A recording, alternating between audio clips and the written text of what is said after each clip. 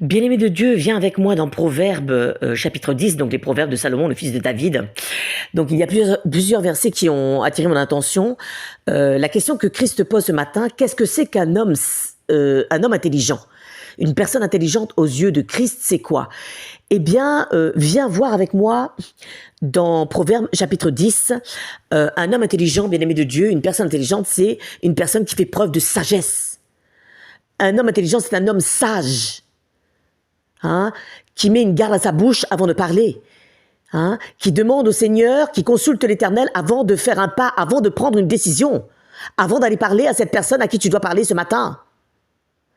Alors, Proverbe 10, donc le premier verset, est verset 8. Celui qui est sage de cœur reçoit les préceptes, mais celui qui est insensé des lèvres court à sa perte. Mets une garde à ta bouche ce matin, dit Christ. Verset 13, sur les lèvres de l'homme intelligent se trouve la sagesse, mais la verge est pour le dos de celui qui est dépourvu de sens.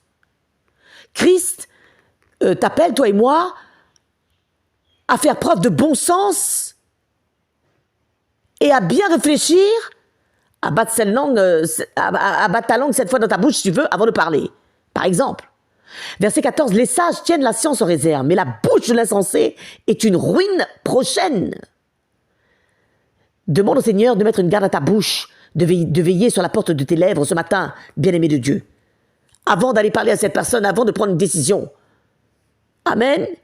Verset 23, commettre le crime paraît un jeu à l'insensé, mais la sagesse appartient à l'homme intelligent.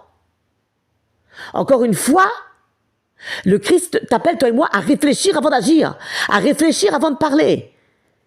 Il y avait une chanson, ça. Réfléchis avant de parler, avant de parler. D'accord? C'est très sérieux là, ce que Christ te dit, toi et moi, ce matin.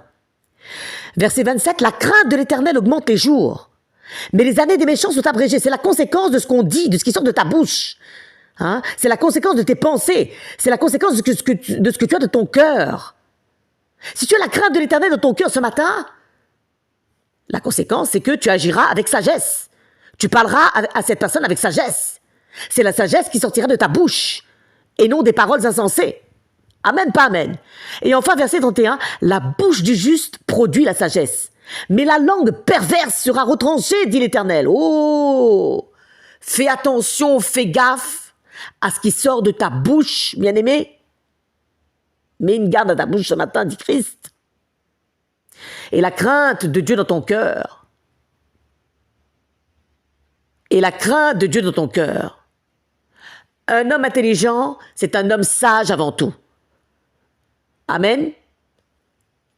Bonne journée à toi, sois béni.